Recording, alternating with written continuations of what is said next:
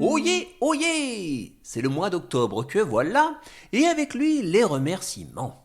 Alors j'ai découvert il y a peu que nous avions eu des commentaires sur Apple Podcast, mais depuis la Belgique. J'ai vu ça complètement par hasard il y a peu de temps parce que j'ai assez peu accès à ce genre d'infos. N'hésitez pas à poster sur le blog si vous voulez une réponse ou une chouette dédicace. Alors merci en retard du coup pour les gentils commentaires de Flo@baby et Vince83belle. Merci aussi à Alexandre pour sa chouette construction et à Guilhem, Léonie et Balian pour leurs jolis dessins. Un merci aussi à Ève, Gabriel et leur maman pour leur soutien sur la taverne du Chevalier Orange et Martin et sa petite famille pour le joli dessin et leur soutien également. Et en parlant de soutien, on peut aussi remercier Adrien, Baptiste et leur papa qui ont commandé juste avant les dédicaces du mois d'octobre. Je rappelle que l'histoire des 12 coffrets de Goraden le Foll se trouve à la vente dans la taverne, sur le blog du Chevalier Orange, ainsi que sur Audible. Une nouvelle histoire, La Compagnie de Melchior, est aussi disponible, et même bientôt une toute nouvelle histoire, mais dès que je l'aurai finie, cela va de soi. N'hésitez pas à laisser des commentaires sur le blog, à parler du podcast autour de vous pour faire marcher le bouche à oreille et voir grandir la confrérie Orange. Je vous annonce que nous avons dépassé le 1000 d'abonnés sur Spotify. Vous pouvez aussi envoyer des dessins, des photos de construction en Lego, des messages, des ondes positives, des parts de gâteaux au chocolat, bref, tout ce qui vous passe par la tête. Quant à moi, je vous souhaite une bonne écoute pour ce nouvel épisode des 12 coffrets de Goraden le Foll. Je vous dis à très bientôt, et d'ici là, surtout, prenez bien soin de vous. Chapitre 10. Octobre et la gauche, la droite. Le chevalier était de retour au château Orange, et l'heure était venue de découvrir ce que cachait le 9e coffret. Une fois celui-ci ouvert, une belle énigme fit son apparition, comme d'habitude. Alors, que nous réserve le mois d'octobre ? Vers la forêt empoisonnée, allez trouver la gauche, la droite. D'une flèche son chapeau touché, et vous aurez la 10e boîte. Voyons, la gauche, la droite n'est pas bien écrit. Il doit y avoir un petit jeu de mots là-dessous. Mais je ne le comprendrai que plus tard, je pense. Commençons plutôt par la destination, la forêt empoisonnée. Ça me fait penser au bois d'ombres vénéneuses qui borde le royaume de l'automne. Si je m'y rends, je pourrais peut-être retrouver mon ami Massime le forestier. Il m'aidera sûrement. En route!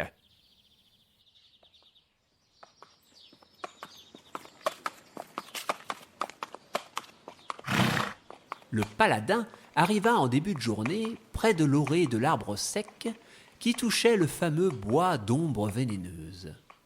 Massime, en tant que garde forestier, patrouillait souvent dans les environs, et notre héros savait comment le faire venir à lui. Il n'avait pas oublié que le forestier avait une grande méfiance vis-à-vis des fruits et légumes qu'il croyait vivants et dangereux. Ainsi, le chevalier posa au sol une belle pomme, leva les mains en l'air, puis se mit à crier. « Non, madame la pomme, ne me faites pas de mal !» En moins de 3 secondes, une flèche vint transpercer le malheureux fruit.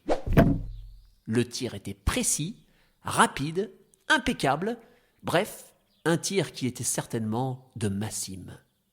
Et effectivement, à 4 mètres au moins au-dessus de la pomme, on pouvait voir l'archer talentueux appuyé sur une branche d'arbre qui regardait le chevalier. Il effectua un de ces fameux sauts avec plein de pirouettes et de trucs qui impressionnent les gens, puis il atterrit juste devant le paladin. Chevalier Orange, mon ami, quelle joie de vous revoir. Rassurez-vous, cette pomme ne vous importunera plus. Que me vaut la belle surprise de votre visite ? Mon cher Massime, je suis en plein dans une mission assez compliquée et j'aurai grand besoin de vos conseils. Toute l'histoire fut dévoilée à Massime, qui déjà semblait avoir des indices à fournir à notre héros. Alors, vers la forêt empoisonnée, je pense que c'est bien ici. Quant à la gauche, la droite, je sais qu'il y a une petite lutine qui porte son nom et qui habite dans les environs. Elle est assez connue. Ah ben, je ne sais pas pourquoi elle est connue, mais elle porte un drôle de nom en tout cas. Je crois que la gauche est son nom de famille. Et comme elle est incroyablement à droite, on l'appelle la gauche la droite. Parfait! Grâce à vous, je sais par où continuer mes recherches. Elle participe souvent à une fête que l'on donne régulièrement dans un village voisin. Je vais vous y mener. Suivez-moi. De quel genre de fête s'agit-il? Je ne sais pas. Je n'y suis encore jamais allé. Quelques heures plus tard, les deux amis arrivèrent aux alentours d'une petite bourgade où semblait régner une ambiance des plus festives. Un panneau avec une grande affiche indiquait le nom des festivités. Voyons, nous allons à la fête du potiron. Une fête du potiron. Oui, c'est le genre de choses bien rigolotes. On y croise des tas de citrouilles, et puis même souvent des énormes. De grosses gouttes de sueur commencèrent à perler sur le front de Massim. Un endroit avec des tas de légumes et des citrouilles géantes. Oh, mais il faut vous détendre! Vous n'avez pas à avoir peur des fruits et légumes. En vrai, ils ne parlent pas et ils ne vivent pas, vous savez? Enfin, sauf l'orange-orange. Une orange qui parle. Qui parle, oui, et qui bouge aussi. Et qui bouge. Mais oui, elle a même une petite épée. Une orange armée. Ah, je savais que j'avais raison de me méfier de ces cruelles créatures. Allons, l'orange-orange n'est pas cruelle. C'est même une héroïne, comme vous et moi. Et puis, c'est bien le seul fruit au monde qui sache parler. Qu'en savez-vous? Avez-vous essayé de parler à tous les autres? Non, j'admets. Mais dans tous les cas, vous n'avez pas à avoir peur d'une petite fête du potiron. Et au pire, même si l'un de vous attaque, je serai juste à côté pour vous protéger. Si vous le dites. Oui. Tenez, une petite blagounette pour vous détendre. Vous connaissez la différence entre une pièce en or et une courge? Non. Eh ben aucune. Dans les deux cas, il s'agit d'un potiron. Ah, tiens, un potiron. Bon, allons-y. La fête se déroulait dans un vaste champ et semblait assez amusante. Il y avait de grandes guirlandes, de la décoration, on pouvait aussi faire des jeux, manger de la soupe ou encore sculpter des légumes. Les habitants de la petite ville avaient tous apporté leurs plus belles courges car un concours de cucurbitacées géants était organisé chaque année. Il y avait d'ailleurs un énorme potiron d'au moins 800 kilos qui trônait au beau milieu du champ. Certainement le favori pour le concours. Or, tout le monde était ravi d'être là. Enfin, tout le monde, presque. Je ne me sens pas très à l'aise. Surtout avec ce monstre de potiron. Posez là-bas. Restez près de moi et ouvrez l'œil. Nous devons trouver la gauche la droite avant la fin de la fête. Et comme pour répondre à notre héros en armure, on entendit tout à coup une voix aiguë mais puissante. Oyez, mesdames et messieurs, cette année encore, la fameuse La Gauche, la Droite vous propose son jeu du pique-chapeau. Venez tenter votre chance, il y a de nombreux lots à gagner. Et vous avez entendu? C'est notre lutine.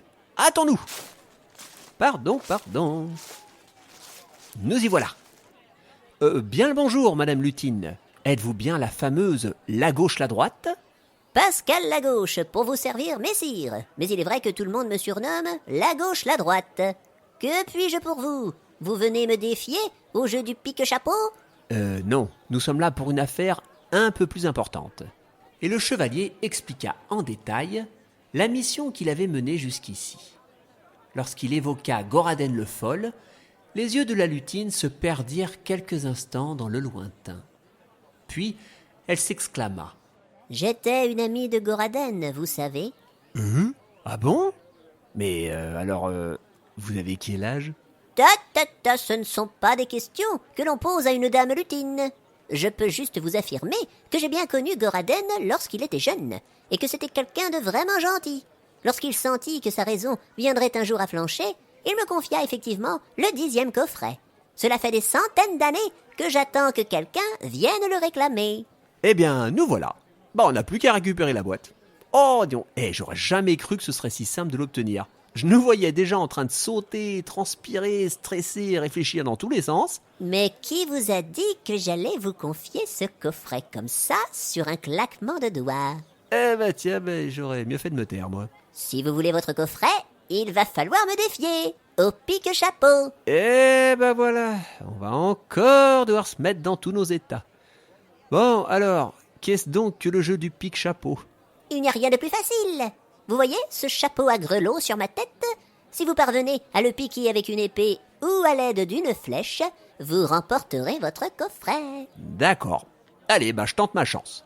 Le chevalier dégaina son épée, puis tenta doucement de piquer le chapeau de la gauche la droite. Mais celle-ci n'avait pas usurpé son surnom. Elle bougeait dans tous les sens, avec une agilité incroyable. Notre héros décida de cesser de ménager la lutine, et il donna tout ce qu'il avait comme énergie. En vain, malheureusement. Son adversaire au chapeau était bien plus rapide que lui. Oh là là, mais qu'est-ce qu'elle va vite! Oh, je vais jamais y arriver! On dirait qu'elle danse autour de mon épée. Ne vous inquiétez pas, j'en fais mon affaire. Ouf, bonne chance. Massim, empoignant son arc, s'avança vers la lutine. En un instant, il décocha une flèche. Hélas, il n'eut guère plus de succès que son ami. La flèche alla se ficher dans une barrière en bois, un peu plus loin. Il retenta une fois, puis deux, puis trois, mais rien à faire. La gauche, la droite étaient vraiment trop agiles. Heureusement, soudain, le chevalier eut une idée. Il s'approcha doucement de son ami archer. « Psst, Massim, je dois vous informer de quelque chose de très important. » Oui, chevalier, que souhaitez-vous me dire? Bon, alors, je voulais pas trop vous en parler tout à l'heure pour ne pas trop vous brusquer, mais Eh bien quoi? Parlez, mon ami. vous voyez le chapeau de la gauche la droite? Oui? Eh ben en vrai, c'est pas un chapeau, c'est un poireau malfaisant. Un poireau malfaisant? Ouais, déguisé en chapeau. Ouais, et il mange des chatons au petit déjeuner. Un poireau malfaisant? Déguisé? Et qui mange des chatons au petit déjeuner? Tout à fait. Et en plus, on m'a dit qu'il avait dit du mal sur vous tout à l'heure. Quoi? Un infâme poireau malfaisant ose dire du mal de moi, et en plus me nargue en se déguisant en chapeau. Mais parfaitement, ouais. Il va voir de quel bois je me chauffe. Le paladin n'était pas vraiment fier de son mensonge, mais la fin justifiait les moyens. Massim était complètement hors de lui. Il saisit son arc, arma 3 flèches d'un coup et tira sa volée de projectiles à une vitesse incroyable. Il enchaîna ainsi une 12aine de tirs, se rapprochant à chaque fois un peu plus de la gauche la droite. Enfin, après avoir bloqué cette dernière entre plusieurs flèches, Massim lui en envoya une dernière qui vint trouer son fameux chapeau, soi-disant inatteignable. Bravo Massim, vous avez réussi. Mais l'archer était toujours en colère. Il saisit sa dague, puis se rua sur le chapeau, l'entraînant dans un combat acharné. Et alors comme ça, on médit sur moi, seul poireau. Viens, prends ça, fif et félon, mangeur de chatons. Massim, ça on va peut-être pouvoir se relever. Et ça aussi. Hein? Non, parce que tout le monde nous regarde là. Poireau. Y a plus de vilain chapeau. Aïe. Hardi, compagnon.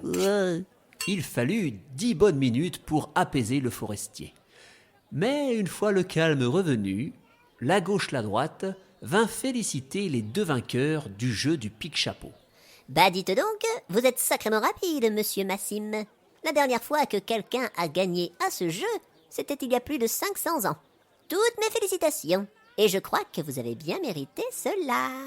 La lutine tendit à nos deux héros une belle boîte en bois. C'était le 10e coffret de Goraden le Fol. Le chevalier remercia chaleureusement Pascal Lagauche, puis son ami Massim le Forestier. Sans ce dernier, notre paladin préféré serait encore en train de courir après le chapeau.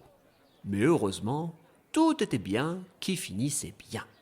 Après que chacun se soit dit au revoir, le chevalier décida de lire la nouvelle énigme immédiatement.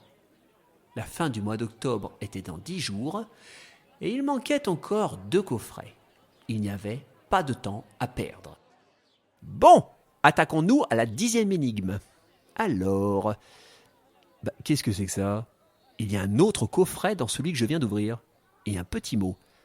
La 11e boîte est à votre portée, car on le note, le mystère et sa serrure. Seul le héros en balade pourra trouver la bonne clé pour l'ouverture. Le mystère et sa serrure? Ah oui, tiens, la serrure n'a pas de trou pour y mettre une clé. Ah, ça doit être magique. Donc je dois trouver une clé alors qu'il n'y a pas d'endroit où elle pourrait être utile. Oh là là, ça y est, je comprends rien. Mais ce que je sais par contre, c'est que je connais une gentille sorcière appelée Myrma et qui est spécialisée dans les coffrets. Peut-être qu'elle saura ouvrir celui-ci. Et voilà notre chevalier sur la route qui le mènera à Myrma et, nous l'espérons tous, à l'ouverture du 11e coffret.